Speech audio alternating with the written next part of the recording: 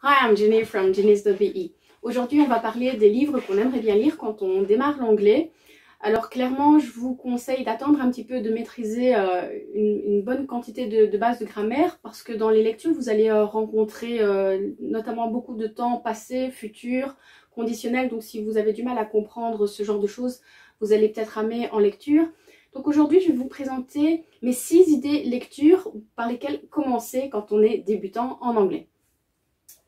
Le premier livre que j'ai sélectionné pour vous, c'est celui-ci qui s'appelle For Love and Dollars.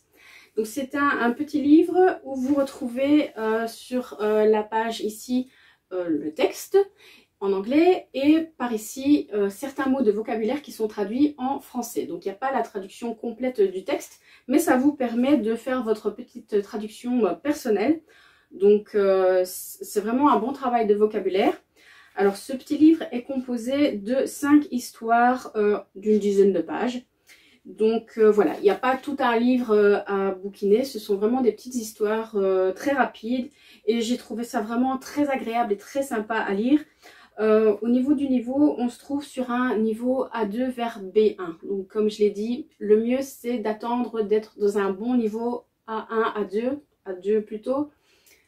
Comme ça, vous aurez plus facile à lire les textes et à les comprendre, surtout sinon vous risquez d'être un petit peu bloqué par la grammaire, notamment les temps. Ce livre, vous pouvez retrouver le lien pour l'acquérir dans la description ci-dessous. Il s'agit de liens d'affiliation.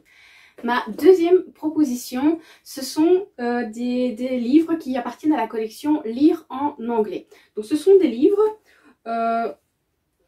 Aussi, je partirai sur un bon niveau A2. Donc pareil, vous retrouvez le texte en anglais et à droite quelques mots traduits. Donc ils ne sont pas traduits en français, mais vous retrouvez une explication en anglais. Donc à vous de faire appel à votre imagination pour voir à quoi correspond le mot en français et faire réaliser votre propre traduction par rapport à l'histoire. Et si vraiment vous avez du mal, chaque mot qui vient du texte qui est en gras se retrouve à la fin. Vous avez en fin de livre, vous avez un petit dictionnaire où le mot se retrouve traduit en français cette fois-ci. Comme ça, vous n'avez pas besoin d'aller sur votre ordinateur ou dans votre dictionnaire vérifier la signification. Donc j'en ai ici 4. J'ai le premier que je vous conseille vraiment si vous êtes débutant, un A2, ça s'appelle The Umbrella Man. Donc vraiment conseillé pour un niveau débutant, il est très facile à lire. Donc tous ces petits livres comprennent plusieurs histoires d'une dizaine de pages, entre 5 et 10 pages, donc c'est vraiment pas très gros. On est parti pour un court moment, on ne doit pas réserver son après-midi à la lecture. Et j'ai trouvé quand même assez sympa à lire. Donc dans celui-ci par exemple, on retrouve voilà, une petite dizaine d'histoires comme vous le verrez, d'une dizaine de pages. Les histoires sont quand même assez sympas et je vous conseille surtout la petite histoire de The Umbrella Man qui m'a fait beaucoup rire. Donc c'est des petites histoires sympas. En fait, dans l'ensemble de ces livres, il s'agit d'extraits d'histoires réelles dont les textes n'ont pas été modifiés, mais tout à fait accessibles pour un niveau A2. Donc par exemple dans celui-ci, vous avez 9 English Short Stories, donc on retrouve 9 histoires. Dans celui-ci, 13 Modern English and American Stories, donc des histoires anglaises et américaines, également tirées de livres existants. Donc j'ai pris vraiment beaucoup de plaisir à découvrir ces 4 livres.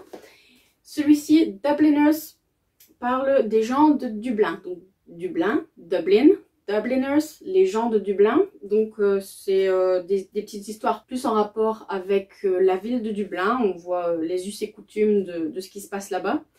Donc dans celui-ci, vous voyez, il y a moins d'histoires. Donc les histoires seront un petit peu plus épaisses, un petit peu plus longues à lire, mais ça n'en est pas moins intéressant. On découvre plein de choses. Vraiment, cette collection, c'est pour vous faire avancer en vocabulaire et je vous recommande encore une fois particulièrement celui-ci que j'ai beaucoup apprécié car il était facile à lire, donc tout à fait accessible pour un niveau débutant. La troisième idée de lecture que je vais vous proposer, c'est un livre qui s'appelle 3 histoires bilingues. Donc vous pouvez également le retrouver sur Amazon. Il s'agit d'un livre avec une écriture un petit peu spéciale, c'est-à-dire vous avez la phrase en anglais et juste en dessous vous avez la traduction littérale en français. Donc vraiment la phrase est traduite complètement. Donc il s'agit d'une autre façon de découvrir des histoires. Je vous conseillerais plutôt ce livre quand vous voulez vraiment analyser des phrases en profondeur. Donc c'est très bien pour ce genre, pour vraiment voir si on a bien assimilé la grammaire et également découvrir beaucoup de vocabulaire. Dans ce livre, vous allez également découvrir certaines expressions. Par exemple, pour dire qu'une journée d'école ne se dit pas a day of school, mais plutôt a schooling day. Donc voilà en quoi ce livre va être intéressant. Le petit plus que je vous conseille également quand vous serez sur le site d'Amazon, c'est vous trouvez parfois au-dessus de l'image de présentation un petit bouton feuilleté. Vous allez accéder à l'intérieur du livre. Bien sélectionner le livre papier et là vous allez pouvoir avoir un aperçu du livre papier, de ce que contient réellement le livre et ça vous donne une idée avant de faire votre achat si cela vous convient ou pas. Donc moi personnellement, ce que j'en ai vu, ça m'a vraiment j'ai vraiment beaucoup apprécié de constater ce que je pourrais recevoir en achetant ce livre. Donc je vous conseille fortement pour évoluer en histoire en anglais. Un autre livre que j'ai trouvé qui reçoit énormément d'avis positifs, c'est le livre de Sherlock Holmes. Donc là, vous allez retrouver vraiment d'un côté l'histoire en anglais et de l'autre côté l'histoire en français, traduite littéralement. Et vous avez certaines notes de bas de page pour vous donner des informations complémentaires. Par exemple, vous allez apprendre que to run, vous savez que ça veut dire courir, mais on dit également to run a telegram pour dire parcourir un télégramme, donc prendre connaissance du télégramme. On retrouve aussi certains phrasal verbs comme to pace up and down. Donc un phrasal verb, c'est un verbe avec une petite préposition derrière qui signifie complètement autre chose que le verbe de base, de la racine. Donc to pace up and down, ça veut dire faire les 100 pas. Donc voilà, toutes ces petites choses, vous les retrouvez en bas de page et c'est très intéressant pour faire des comparatifs. Et là, vous avez vraiment la traduction en français juste à côté. Ma prochaine proposition, eh bien, c'est tout simplement de lire des livres en anglais, tout simplement. Donc, prenez des livres qui vous parlent, que vous aimez. Avant de lire ce type de livre dans la langue originale, assurez-vous d'avoir déjà vu le film, si le film existe, ou de l'avoir déjà lu en français. Comme ça, vous connaissez vraiment l'histoire parfaitement, vous connaissez les détails de l'histoire et ça vous évite de rater des détails importants par rapport à une traduction que vous auriez du mal à faire. Donc voilà, connaissez bien l'histoire dans votre langue avant de passer à la lecture en anglais. Ma sélection pour vous, c'est la première, c'est Hunger Games. Tout le monde connaît les films sont magnifiques. Là, j'ai trouvé la présentation vraiment super sur Amazon. Ça me semble extrêmement facile à lire pour un débutant. Donc si vous aimez ce genre d'histoire, allez-y, foncez. D'autre part, il y a certains aspects grammaticaux qu'on va repérer facilement dans le texte. Par exemple, quand on dit « girls are bigger than », voilà, on sait tout de suite constater qu'il s'agit d'un comparatif de supériorité que vous aurez vu au préalable. Ensuite, j'ai sélectionné pour vous Catch Me If You Can. Donc il s'agit d'un film avec le talentueux Leonardo DiCaprio ainsi que Tom Hanks, réalisé par Steven Spielberg. Donc moi, c'est un film dont je suis vraiment fan. J'ai également lu le livre en français qui a été écrit par celui qui a vécu l'histoire, car il s'agit d'une histoire réelle. Donc encore une fois, un livre très facile à lire qui est écrit un petit peu comme si on se parlait. Donc encore une fois, je vous conseille fortement ce genre d'histoire qui sent le vécu et qui est raconté comme si vous preniez un café avec celui qui vous parle. Un autre must, Harry à l'école des sorciers, une histoire très connue. Et ce que j'ai vraiment apprécié en regardant ce livre, c'est qu'on retrouve tous les petits détails qu'on va retrouver dans le film. Donc un chat qui fait une mimique, un monsieur qui se tourne à gauche, à droite, c'est décrit tel quel que ça apparaît dans le film. Donc ça, c'est quelque chose que j'ai beaucoup apprécié. Et vous, on pourra se retrouver facilement par rapport au film. Encore une fois, beaucoup d'avancées au niveau du vocabulaire, au niveau de la grammaire, si vous lisez ce livre. Alors si comme moi, vous êtes une passionnée des histoires de détectives, je ne peux que vous conseiller la grande Agatha Christie. Donc on a 2 livres qui sont présentés ici. Le crime de l'Orient Express, qui a également été réalisé en film. Ou alors les 10 petits nègres, super livre connu, c'est un must à lire. Pour Agatha Christie par contre, c'est un rythme assez soutenu, il y a énormément de détails, donc là je vous conseillerais de partir sur ces lectures quand vous avez une très bonne maîtrise de la grammaire et un bon bagage de vocabulaire, donc plutôt dans un niveau B1 avancé. On a également dans la même trame du Stephen King, ça c'est un grand must aussi, un grand maître de littérature.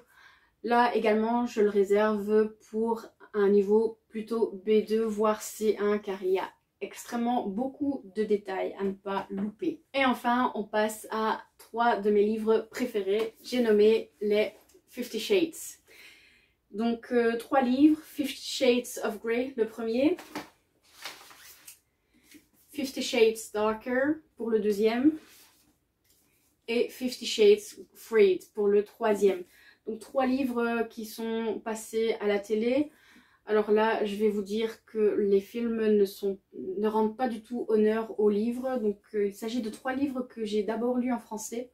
Et ensuite, l'histoire m'a tellement émue et m'a tellement plu que je les ai achetés tous les 3 en anglais. Et je les ai dévorés littéralement. C'est hyper facile à lire. Il y a beaucoup de détails.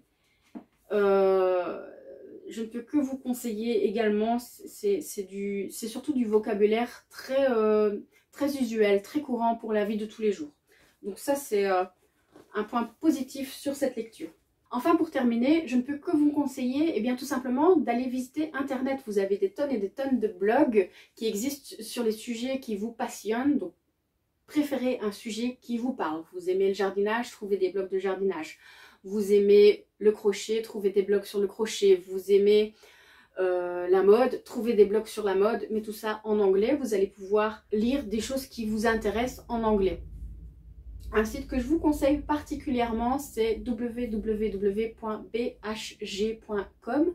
Il s'agit d'un site américain, Better Homes and Gardens. Alors c'est un site qui parle de tout. De la maison, de la déco, du jardinage, de la cuisine, peu importe, vous trouverez tout là-dessus. Et ce que je trouve particulièrement intéressant, c'est que vous allez pouvoir découvrir beaucoup de vocabulaire. Par exemple, pour faire la décoration d'Halloween, vous tapez Halloween dans la recherche et vous allez voir comment on dit un potiron, comment on dit une guirlande, comment on dit toutes ces choses relatives à Halloween. Pareil pour Noël, pareil pour une recette de cuisine, vous allez vraiment découvrir des mots particuliers. Ou alors, ce qui est sympa aussi, c'est que vous cherchez une décoration saisonnière. Donc vous allez sur le menu Decorating, vous sélectionnez Seasonal. Et là, vous allez voir les 4 saisons. Donc voilà encore une façon d'apprendre du vocabulaire facilement. Voilà pour tous ces conseils. Vous pouvez retrouver tous les liens d'affiliation pour acquérir les livres que je vous ai présentés aujourd'hui en dessous de la vidéo. Et également, je vous invite à visiter l'article du même style qui se trouve sur mon blog. Je vous mets également le lien ci-dessous. En attendant, je vous dis take care and see you next time. Bye bye.